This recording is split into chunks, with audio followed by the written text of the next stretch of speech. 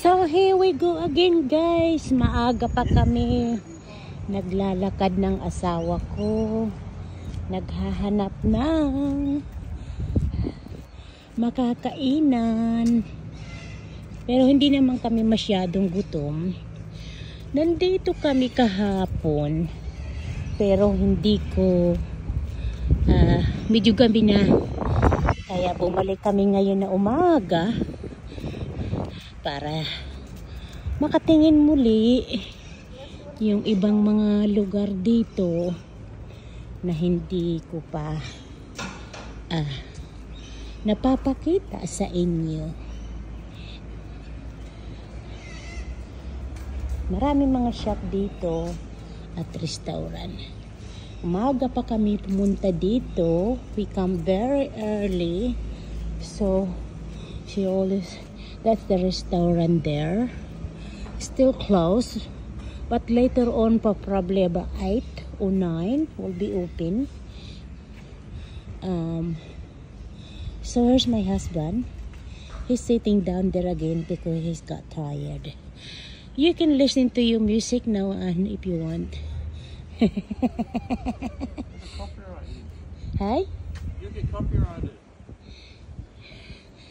As long as you're not too close to me, that's fine. As long as it's just you can listen yourself. So, ang sarap-sarap ng mga pagkain yan dito, guys. Sarap-sarap yan. So, ito yung mga pasyalan ng mga tao. Ang tawag dito ay marina. Yan. Ang dami nang pumupunta dito na mamasyal. Yan.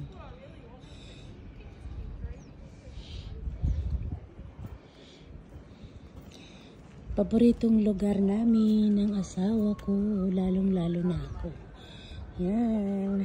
Ang daming, ang mga tao dito, may nagpakatira dito. Yan sa mga barko, tawag doon. Ang tawag dito ay marina, kasi ayot. May nagpakatira dyan, yung iba.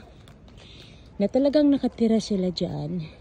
Yung iba naman ay, yung parang uupahan mo pag namamasyal ka.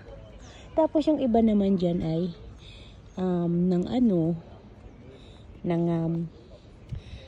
nangingisda. Ganyan. Pero dito sila nakatira. Ayan, ganda ng tubig, oh. Diba guys? Ganda. Beautiful place. I love it. Thank you for watching. Please follow more.